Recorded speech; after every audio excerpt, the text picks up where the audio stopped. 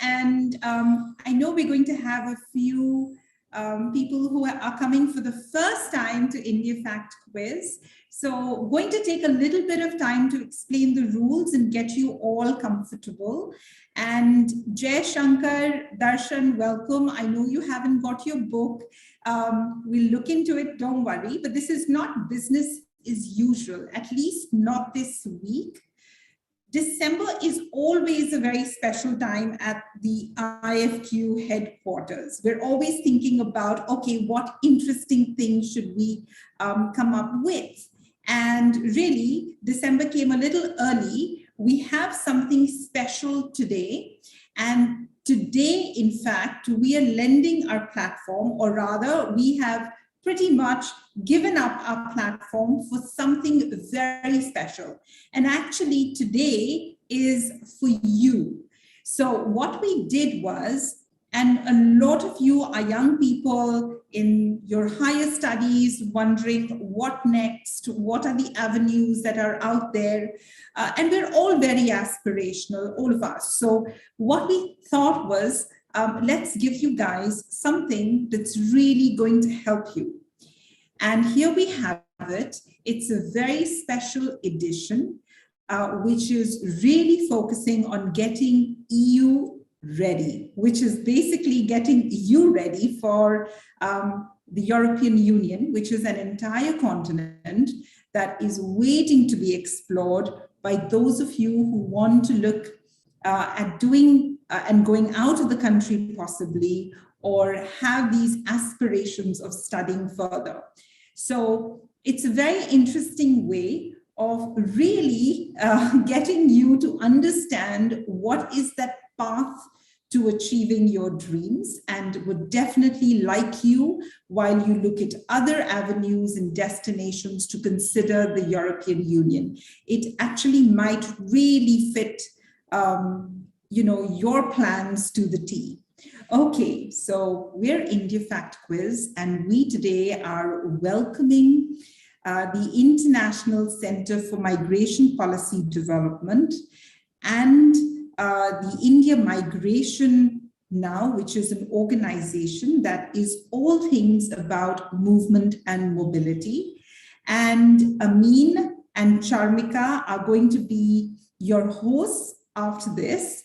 Amin, in fact, is with, he's an associate project officer with the European Union India Cooperation Dialogue on Migration and Mobility. So all things about how do I get to the country of my dreams or my aspirations and ambitions? Well, he really is the right person.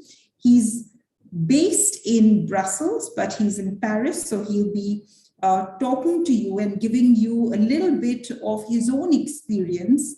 And he's going to then talk about really what's the potential there for you to consider the European Union for your further studies. And then we have Charmika, who's going to be the host. And she is going to be the quiz master, in fact. These are going to be questions that you probably were wondering or thinking about, and now she's pretty much she's pretty much going to dispel all of those questions that you had. So a big thank you to Charmika and Amin for taking over this session. It's going to be very interesting. Like always, you are not expected to study up or read up on anything. Just use whatever observations or thoughts you have. And if you have any biases, just keep that to the side and answer the questions, and you are going to be pretty much right on the spot. All right. And that's what we have. Now, just a bit about what the rules are and then what's at the end of the tunnel. So the rules are fairly simple. You need to log into www.kahoot.it. You still have some time, so don't worry. And the game pin is in the chat. What you simply do is put in your email ID. It's going to ask you to put the game pin in. The game pin is in the chat box. you put that in and you're pretty much good to go. You need some decent internet connection. Please don't download any apps or anything. The web browser is very, very responsive. Okay, and what do you get today? Well, I know we normally give you books, and sometimes it's like, okay, I've collected, the punker might think I've collected enough of books this year. So, well, actually, we have something more for you today, and we have, for the one who's the winner of this quiz, a smartwatch and a travel pouch, and then we have an Echo Dot to give away, and we have, I said ear, E-A-R, earpods and a neck pillow. So the next time you travel, or hopefully when you're getting on that flight to your new university in any of the European Union countries, you can pretty much use that. All right, and just very simply, we are going to be sharing some links, some Google Forms, etc. in the chat box. So please keep looking out for that. We're going to have some poll questions, and we really, really want your views on the poll questions. So I'm the one who really is standing in the way of you realizing your dreams to the European Union. So I'm going to step away very quickly, and Amin is going to come on. And he is going to just give you a brief introduction into how you can go about your whole discovery and journey to the European Union. And he's going to also answer a lot of your questions. So if you have any queries, questions, doubts, you want to clear that, put that in the chat box, put that in, you can raise your hand. We're all around, and we'll make sure that you get heard. So really, India Fact Quiz is a platform for young aspirational Indians. And what better than to help you realize your own dreams and ambitions as we go along on this journey together. We are in this movement and really appreciate the time you take out. If it's for the first time, welcome to you. And this is a very addictive space, let me tell you that. And for those of you who've been on this journey with us, you know we're about all things factual. All right, so with that, I'm going to stop my video and I'll go on mute, and I'm going to request Amin to please turn on his camera. And Darshan says it's good addictive, it's good addiction. So that's a great compliment for us. Thank you, Darshan. So with that, all of you have a great time. It's going to be a very good discussion. Please just put in all your questions. Fire away everything you want to know. Amin is really best placed to answer that. And if there's yet more to know, there's going to be the quiz, and that's going to pretty much seal the deal for you. So thank you all so much for joining in, and see you soon.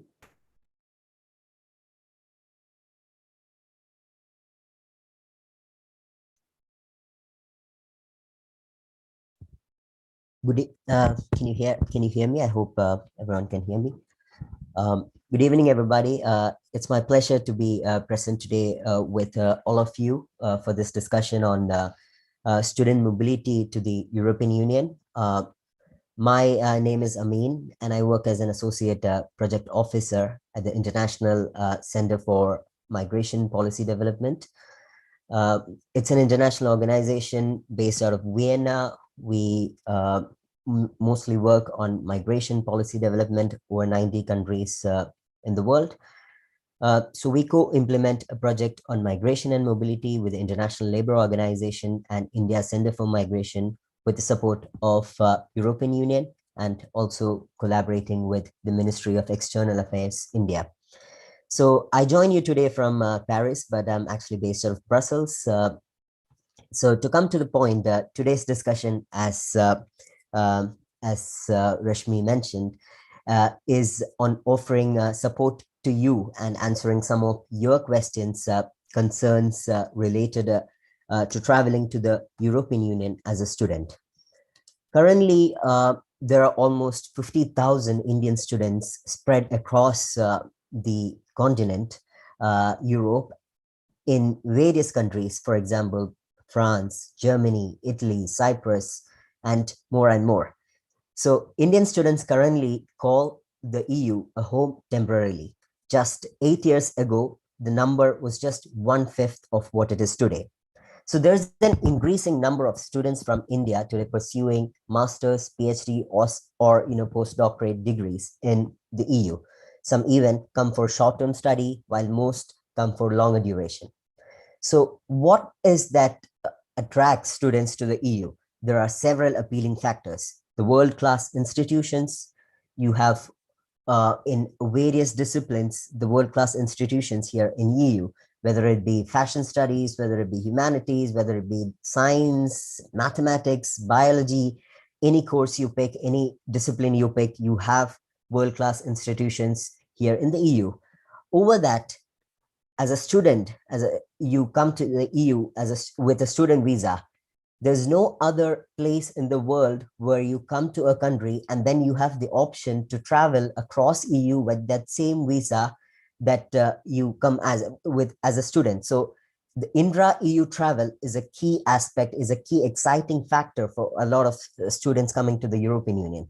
Then you also have options to work while you study in the rich cultural and historical setting of the European Union. So these are some of the exciting, appealing factors which has attracted more and more students from India and across the world to the European Union. But with this, there are also challenges. We know that education is a huge business sometimes in India, and with it comes various educational agents and agencies which are sometimes unscrupulous and which might take advantage of you. So, and there's also a limited awareness of the European Union among Indian students. Historically, we Indians have gone to the UK or US for study. And with it also, there are several myths which are circulating across with regards to studying in EU, that there are universities free for all, no one speaks English, you can't stay after post-graduation. These are just myths which are not actually true, with the internationalization of universities, more and more English courses are being offered in all EU countries.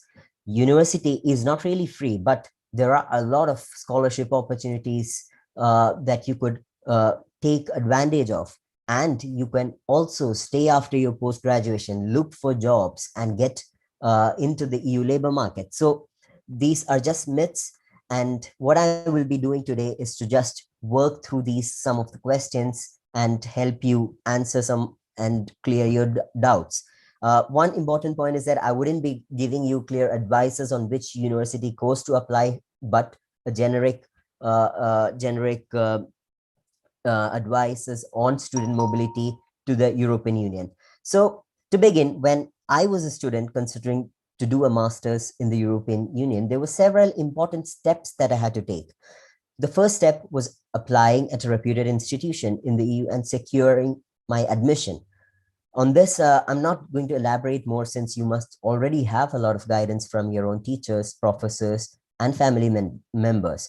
But what I can say is that we often sometimes have a lot of misconceptions with regards to certain countries, certain courses, etc. For example, France, we know as a country of fashion and business capital of the world. But France do have a lot of courses on business, fashion studies, fashion designing, but also it has the world's second best university in political sciences, in humanities. And so these kind of misconceptions are not is something that we need to overcome, and we need to do our research and understand where we need to look at which are the universities that offer English courses. And there are, I can guarantee that in Germany, in France, in Italy, there are more and more world reputed universities that are offering now English courses for students, which helps us Indian students. So what comes after once you decide on which university to apply and once you secure an admission? Often we have worries about the financial barriers associated with studying in the EU. So what we need to understand is that there are so many scholarships, tuition fee waivers, and other financial support measures that are provided by the EU and countries in the European Union. There is the Erasmus Mundus scholarship, which give you full tuition fee waiver to study at the EU, at an EU university, but we are not often aware of this. There are country level scholarships also that are available. So what as a piece of advice I can give you is, once you secure an admission into into a EU university, then the next step is to reach out to your university and ask which scholarships I can apply for. Reach out to the embassy of the country which you're going to and check if they have any country level scholarships. And even there are scholarships and tuition fee waivers that are offered by Indian entities. So look for it and find everything is available on websites, on databases. So all you need to do is just do a bit of research and have enough time in your preparation phase. So what comes after this is again the most challenging part, the bureaucratic process that you have to go through in your pre-departure phase for your visa and all of that. So here, as a piece of advice, what I would suggest is to prepare all your documents in advance. Check with the embassy, check with your university to have a proper understanding of all the required documents that you need to submit to have a student visa. Check the validity of your passport. Keep a 2-3 month period of the visa approval and the whole process to go through, because often we hurry and we really miss some documents, and then the student visa get rejected, and it leads to more and more mess. So we need to be prepared in advance. We need to look what are the documents that are necessary. For some courses, we might need language tests, for example, IELTS or others. For others, it's not really necessary. If you have an English bachelor's course that you have done, or in your school you have English as a medium of instruction, sometimes that certificate is enough and not IELTS. So all you need to do is to take advice, guidance from the university which you have secured your admission, from the embassy of the country that you're going to, and find information. These informations are also available on the embassy websites, on the European Union's Study in Europe website. All of these are resources which you could find. So once you get over these barriers, then comes the moving phase. And once you reach the post-arrival phase, here as students, from my personal experience, I feel that there are so many, when we move to a new country, there's new language, culture, etc. So we do face cultural shocks and language barriers sometimes. So to be prepared, we could make use of language trainings even before traveling from India. We could use the government approved language training agencies, like for example, for French, Alliance Française, Goethe Institute for German. So we could learn these languages, have a basic understanding of this. You could also even use language learning apps like Duolingo, just to have a basic of the language when we move to a new country. Similarly, housing is an important aspect. Always here, important advice is to go through your university, because that is again the best and safest option. Because there are a lot of scams here with regards to housing that you shouldn't fall into. So go through the university. That is the best and the safest option. Again, and then once you move, I'm sure there's opportunity to make new friends, learn language, and integrate into your society and have a wonderful learning experience here in EU. So this is the phases that you go through as a student when you apply to a EU university, and then when you move. And so there are efforts being undertaken by the European Union, by the government of India and EU member states to keep you safe, offer free information to you, and ensure that you feel supported throughout your journey as a student, in your pre-departure phase, in your post-arrival, and even post-graduation phase. So there are free tools available to facilitate student mobility between the EU and India. There are databases, websites, podcasts, and checklists. So here I want to bring into your notice and your attention about a podcast that we have produced with the help of the European Union and with the collaboration with the Ministry of External Affairs India. So you can't get more reliable information more than that, because the two entities are already involved in making of this podcast. So this podcast is I'm sure you will be the link to this podcast will be shared on the chat box.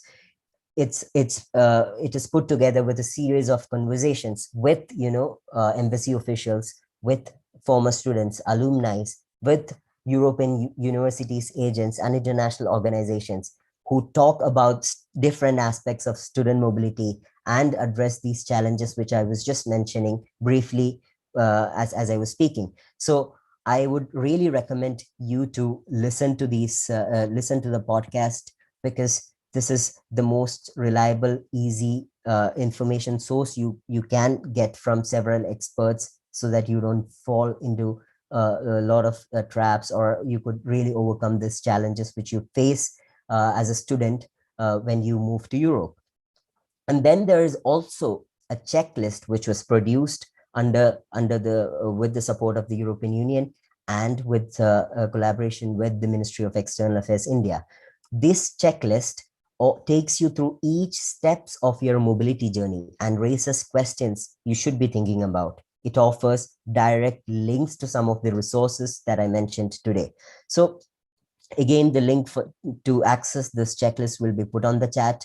Please go through it. And also when it comes to the podcast, I hope you have gone through or listened to the podcast, because that is also going to just a hint that it will help you today for the quiz. So if you haven't already checked it out, or please go ahead and start listening to it. So again, there were many questions that came across during the registration phase.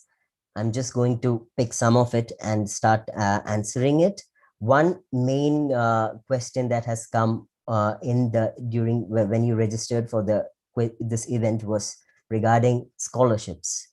What scholarships I can find in the EU, how to find it, where to apply. So here, as a piece of advice, what I can tell is there are 3 levels of scholarships that are being offered.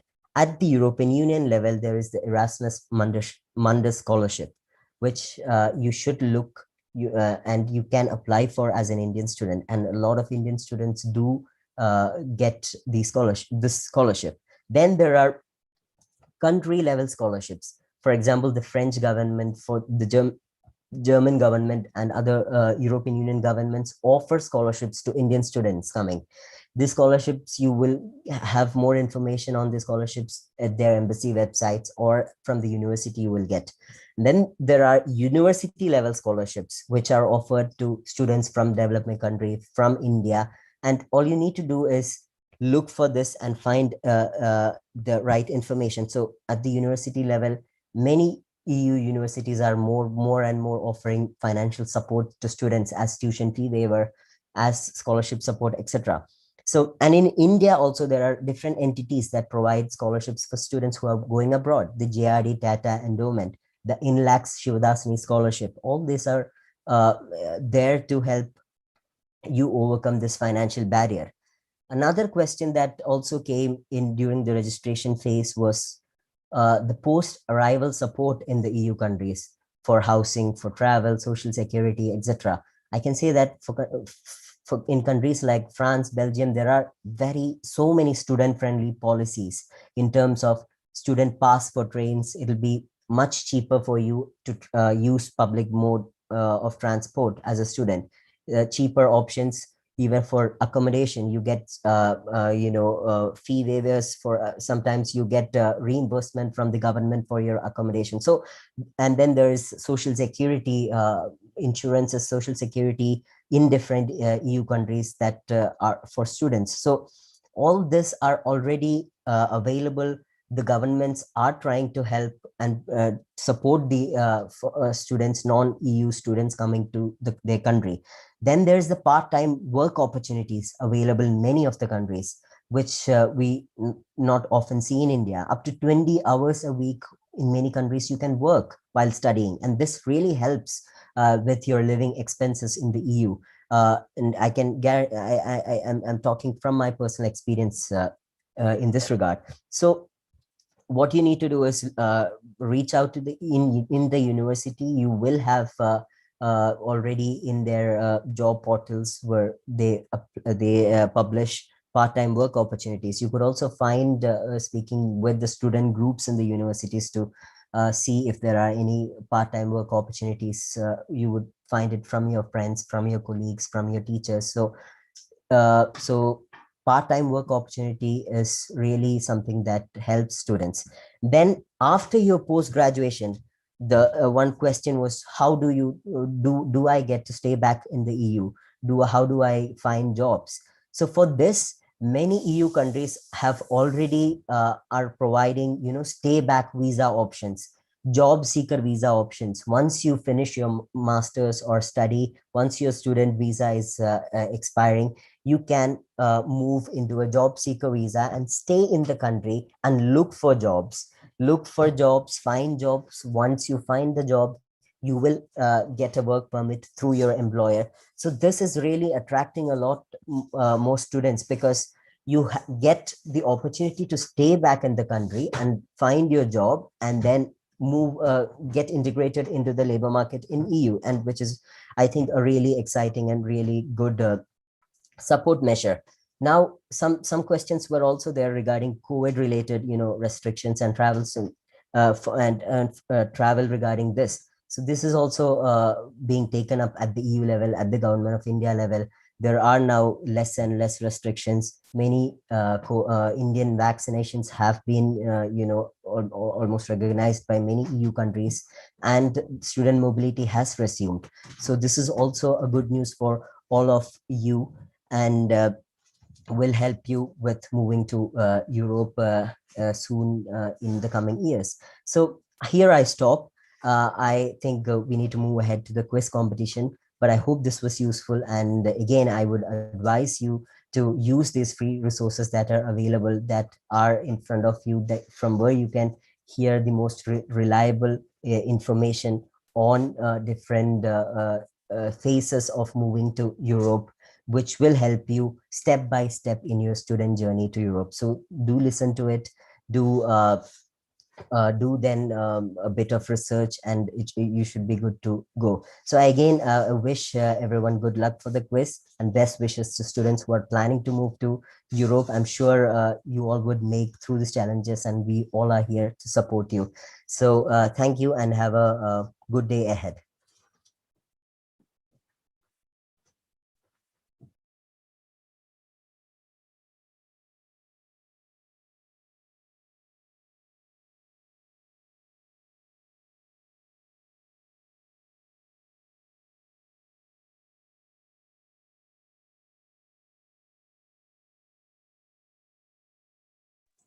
I hope I'm audible and visible.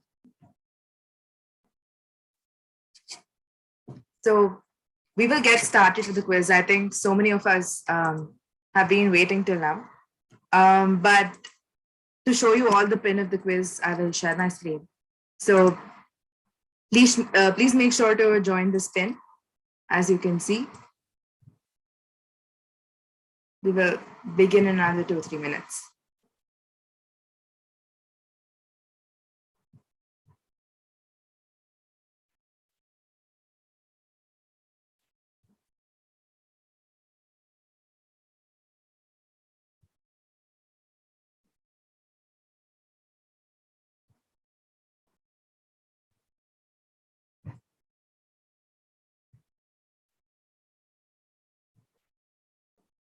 We have 81 of us here. All right, we will get started. I absolutely don't want to keep you all waiting. Give me 1 second. Right. So 3, 2, 1, we are on to the game.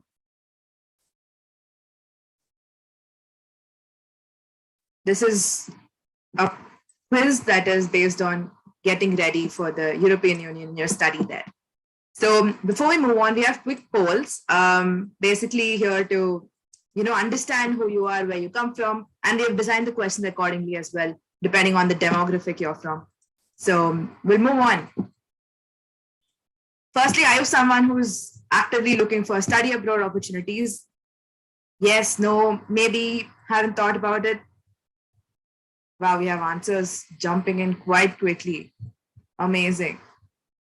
We have 16 more seconds left. Like Amin mentioned, the world-class universities or more of English courses are something that are recently attracting more students to the European Union and abroad in general as well. So we're here. 45% of us are actively looking for it. Then this quiz, let me tell you, it will help you out so much that you'll get more information from it, but more confidence, I must say. So there's a podcast link in the chat, so you might want to go there and check out after this quiz is done. And we go move on to the next poll question. Which demographic do you belong to? Are you around 20 to 30, 10 to 20? If you're from 10 to 20, wow, I'm happy that you're spending your time productively here. 30 to 50 and above 50 years.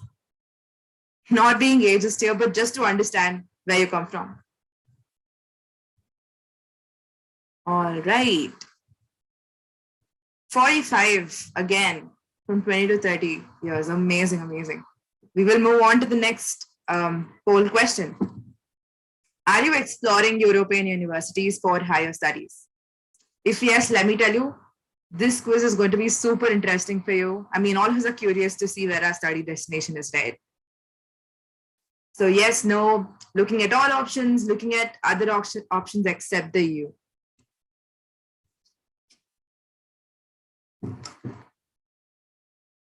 All right. Amazing. 37 of us are actively looking for study abroad opportunities in EU. Amazing. We will move on to the quiz now. So without further ado, 3, 2, 1, here we go.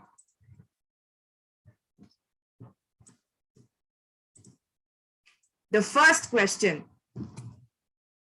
of nearly 500,000 Indian students who migrated in 2019, what proportion went to the European Union? We have 4 options: 11, 30, 43, and 5. Pick the correct answer. We have 72 answers already. Amazing.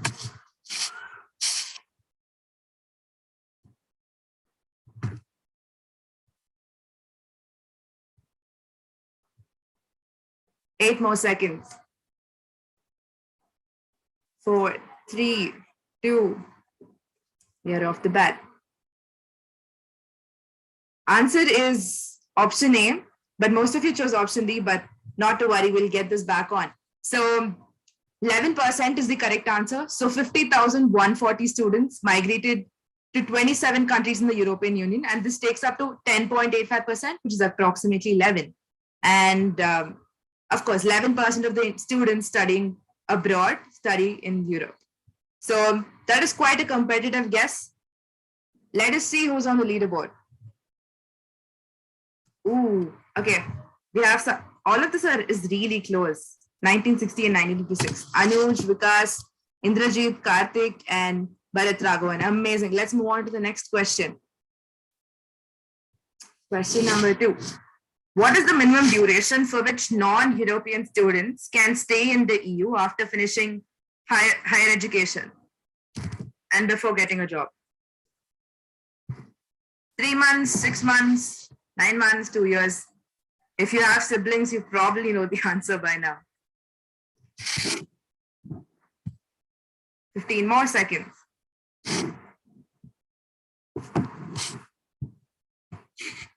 7, 6, 5.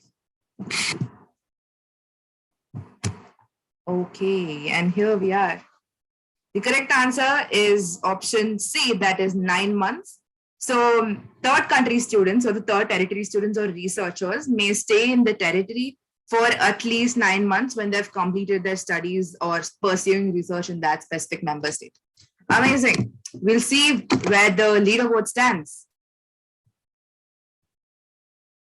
Wow, Anuj is still on the top. Anuj, Vikas, Karthik, Indrajit, and Bharat Raghavan. This is just the same top 5. Let's see where this competition goes. All of you get ready. We're going to have amazing questions coming up. Let's go to the next question.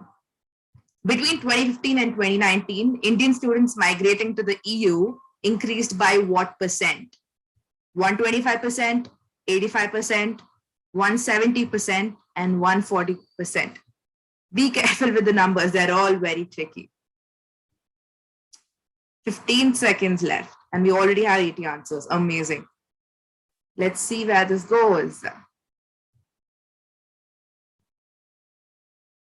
125, 85, 170, and 140. Okay, most of us guessed it right. It's 140%. Amazing. So, like I mentioned before, 50,140 students migrated from India to different European Union countries. And this is 139.7% compared to just 20,000 students back in 2015. So the answer is 140%.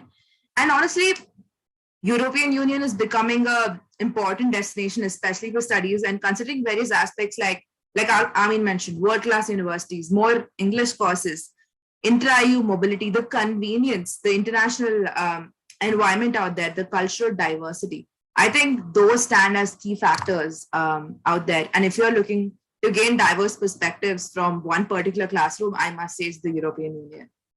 So let us move on to the next question. Let's see where the leaderboard is before that. Okay, it is Anuj, Vikas, Karthik, Indrajit, and Bharat Raghavan, the same top 5. So Vikas has a streak of 3 correct answers in a row. Amazing. Let us see if anyone else gets the streak. We'll move on to the next question. After Germany and France, which EU nation received the most number of Indian students?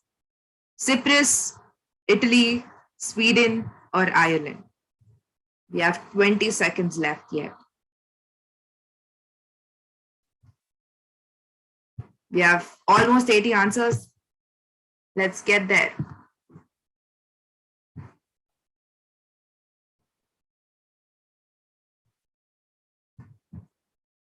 4, 3, 2, 1, and go. So it is option A, Cyprus, and only 10 of you got it right. So there might be like a huge difference in the leaderboard now. I'm excited to see that.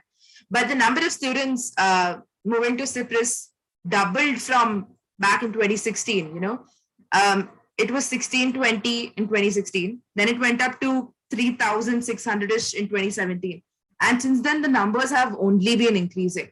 And in 2019, to be more recent, around 4,200 students migrated to Cyprus.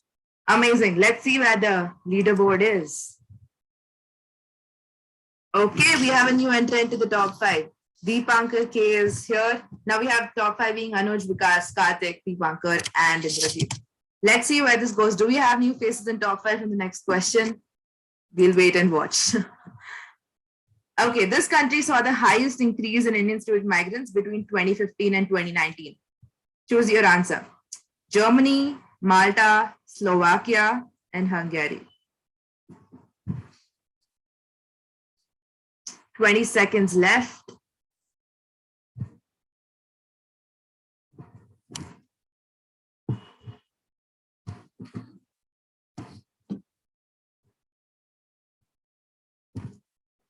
Five, 4, 3, 2, and 1. Most of us guessed Germany, and only 11 of us guessed Malta. But the correct answer is Malta. So, although the country ranks around 18th amongst the 27 countries in the European Union, there has been a steady increase due to multiple reasons. And in 2015, only 3 students have migrated, and now it's around 9-fold. So that's super cool. So these are due to multiple factors, which you will find out in the podcast. So to choose which country you really think you can go to, there are different factors you might consider, like diversity, course languages, what type of universities, your stream of study, all of this. And once you get into a university, there are multiple documentation processes you all have to go through. And the podcast is the right place, and there's student checklists which help you with documentation. So that's amazing. Without further ado, let's move on to the next question. No, leaderboard first. Oh, none of the top 5 actually got this answer right.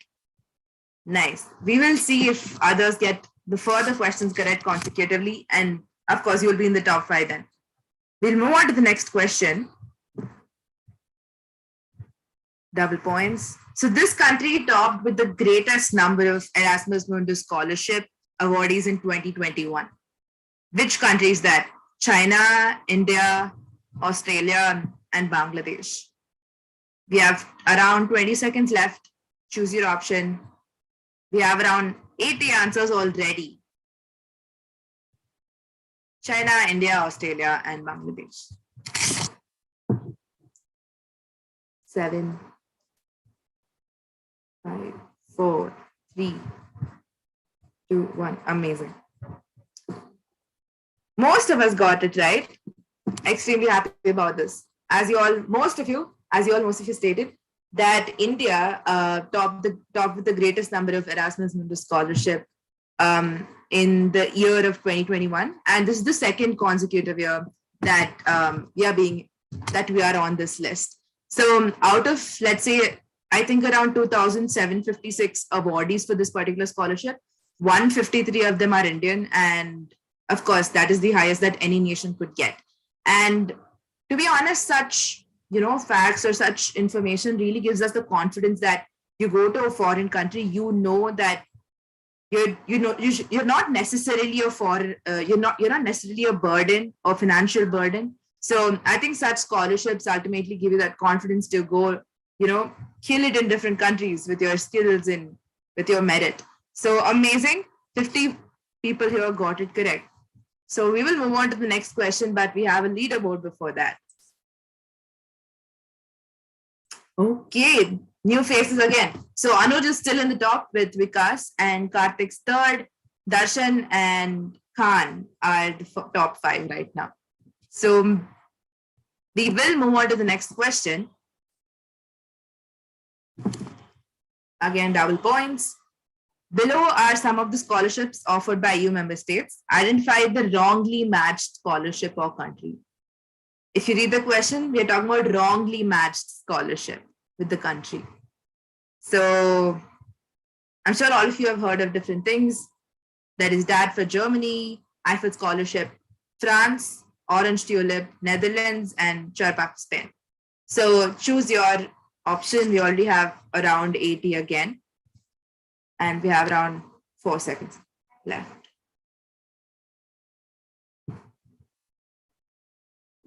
Okay, most of us actually got it right. Amazing, like 43 of us got it right. So like you all guessed, Charpak Spain is the wrongly matched pair out here. And it is actually given by the French government and not the Spanish government. And that is pretty much the explanation of this.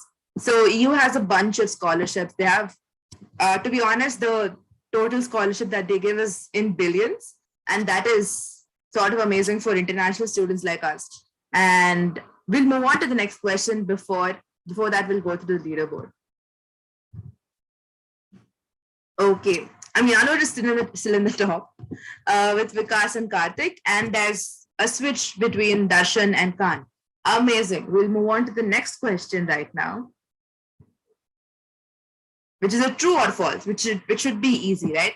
Covishield has been recognized and accepted by 19 member states of the European Union.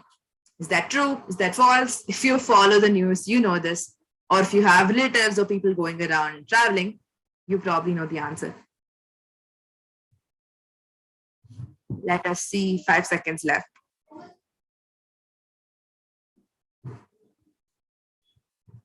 Okay, 69 of us got it right. Super cool. So like all of you said, it is true. It is very important that, when you ultimately travel, you refer to different websites before you travel, like the embassy websites that update their information regularly on the COVID-19 norms, travel guidelines, etc., etc. So we are in such a dynamic world right now that it is constantly hard for us to, cope up with travel restrictions, some new news here. So embassy websites are a really good source. It's like a one-stop shop. You go there, you get your answers there for all your COVID-related questions that you might have while traveling. We will see where the leaderboard is right now. Most of us got it right. Okay, Vikas and Karthik switch their positions on the leaderboard. Anuj, followed by Karthik, followed by Vikas, Khan, and Darshan.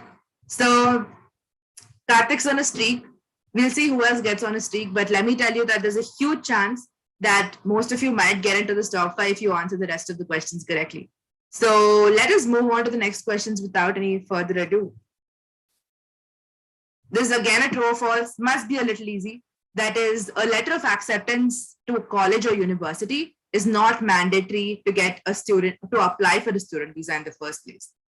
Is it a true or false? Do you need a letter of acceptance or do you not need it? Read the question properly. It says not mandatory. So depending on that, you give your answer.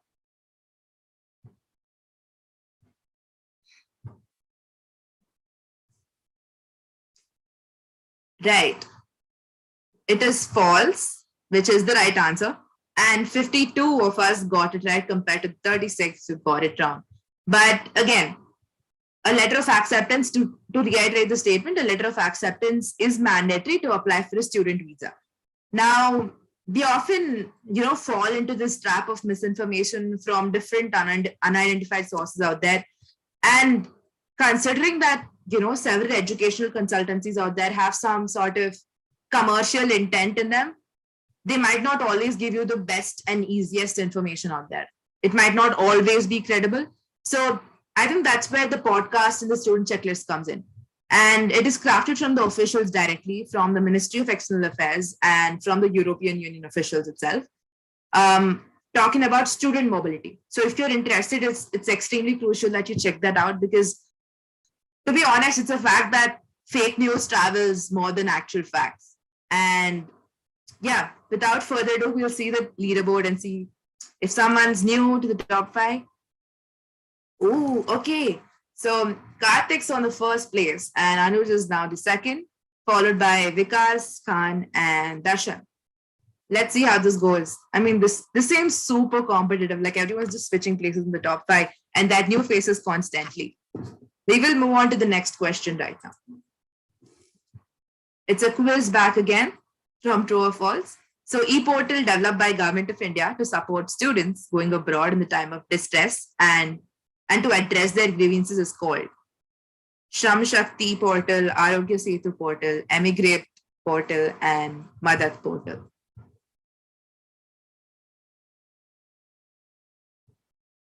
I mean, few of us probably heard of all of these, but it is sort of a hint that the name has it, We have 2 seconds left. Let's see how many of us got right. Wow, this is totally unexpected. So when I said the name got right, I thought most of you will go for Migrate portal because it has the name. But again, Madad in its natural sense means helping, right? So Madad portal is basically a portal set up to help foreign students with their grievances in terms of crisis, especially, when there's crisis in a particular country. I think this portal is essential and you might not be in the best scenarios all the time. So it is the Madad portal where the Government of India has launched this to ensure the welfare of Indian students studying abroad, addressing their consular grievances in real time and keeping them connected to the nearest embassy in all times. And such an initiative by the Indian government actually sort of ensures security, I'd say. It ensures security during crisis scenarios. And let me tell you that if you're someone studying in the EU or you're willing to study in the EU, please keep this in mind. Just register yourself with the Indian government in that particular country, and you might never know. The world is in such an unprecedented times. So it is better to stay a little more secure. And in fact, we spoke a lot about this portal in our podcast as well, right? In fact, someone from the MEA, Ministry of External Affairs, spoke a bit about Madad portal and how students can actually use it. So that's that. So without further ado, we'll move on to the leaderboard. I'm really curious to know where that's at. Okay, 2 new faces now. Anuj is back to top like usual. We have Vikas followed by Karthik, and we have Mayur and Sharwani. 2 new faces, and Mayur is on a streak. So congratulations on that.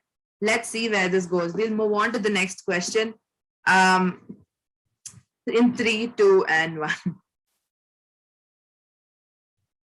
What are the 2 English-speaking countries in the European Union? English-speaking countries. So options are Germany and France, Ireland, Malta, Belgium and Denmark, and Netherlands and Poland.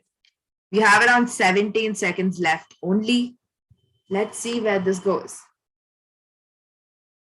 English-speaking countries. 5, 4, 3, 2, and 1. Wow, 39, most of you, that is 39, actually got it right. Absolutely amazed by this. I mean, like you all guessed it, it is Ireland and Malta. And because of this reason, these 2 countries have recently been attracting a large number of audience out there in the recent years. A large number of students, a huge attraction. And we can observe that because of the increase in the number of courses in these 2 English-speaking countries, that's actually a turning point. I've seen that most of us have picked Malta in the previous question about which country has the most number of migrants. That is, then it is 9-fold increase, right?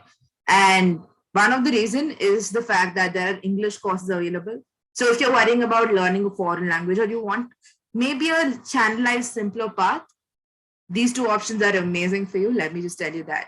And in fact, it's not just these 2 countries, but we can see that so many countries out there, including France, including Spain, they're coming up with more English courses regularly. And we have always seen this preconception that you have to learn a foreign language to live there permanently and live the lifestyle. But I think the fact that there are more English-speaking courses, the countries in themselves are English-speaking, it sort of enables that comfort for us, isn't it? Because we've been acquainted with English right from the beginning. So we will move on. We will see the leaderboard where we are at. Okay, it is pretty much the same. And Mayur has the highest streak of 7. Wow, that's 7 in a row is amazing. The order is pretty much the same. Anuj, Vikas, Karthik, Mayur, and Sharvani. We'll move on to the next question in 3, 2, and 1. It's a quiz back again. As an Indian student with a valid visa, the number of days you can travel and stay in another European country is 90 days, 30 days, 50 days, and 120 days. Again, if you're someone who has a sibling who's studying in the EU, this answer is probably easy for you. But again, let's see how many of us get there.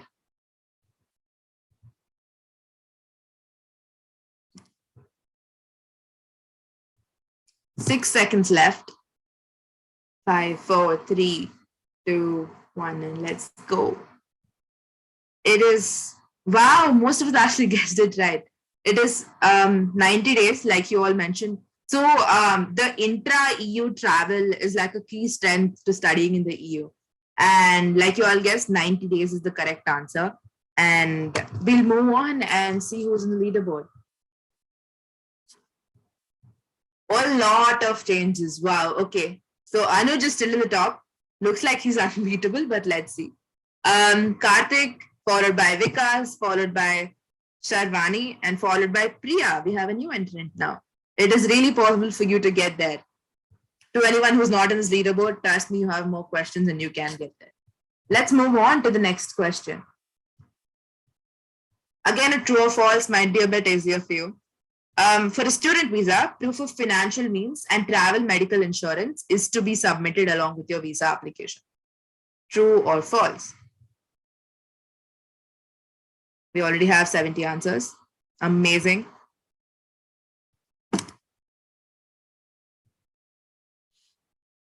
Three seconds to go. 3, 2, 1. Let's go. Like most of you guessed it, the correct answer is true.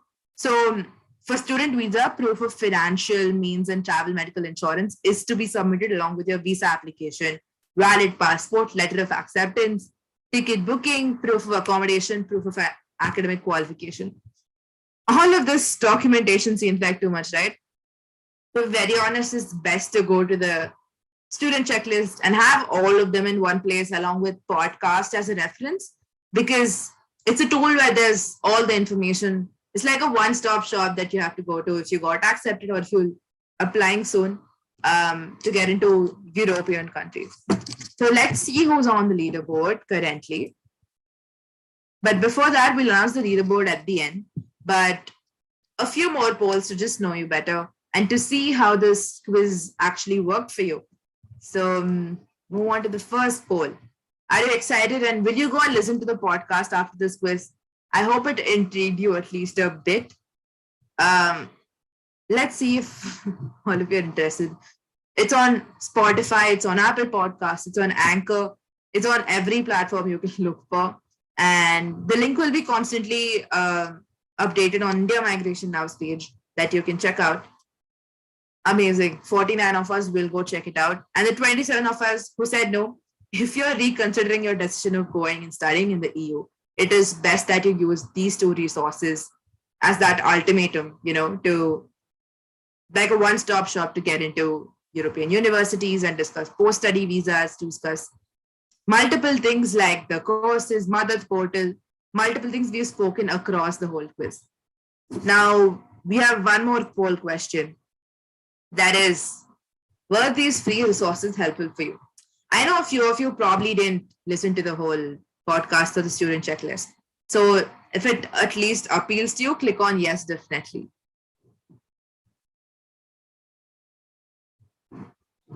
15 more seconds left.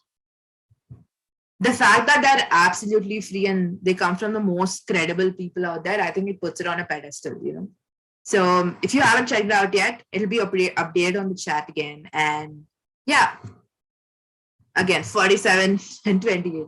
The ratio is still the same. It looks like people who are already enrolled in colleges and versus the people who are aiming to get into you. Amazing.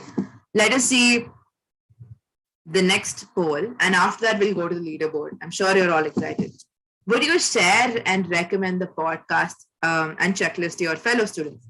I'm sure everyone around is constantly in that hustle, like I want to go there. I want to go to that university. So if you know someone, it is best to share with them because there's no harm in sharing a good resource with someone who really needs it, right? Would you share it? Would you not share it? Let me know. It'll be fun to see your answers.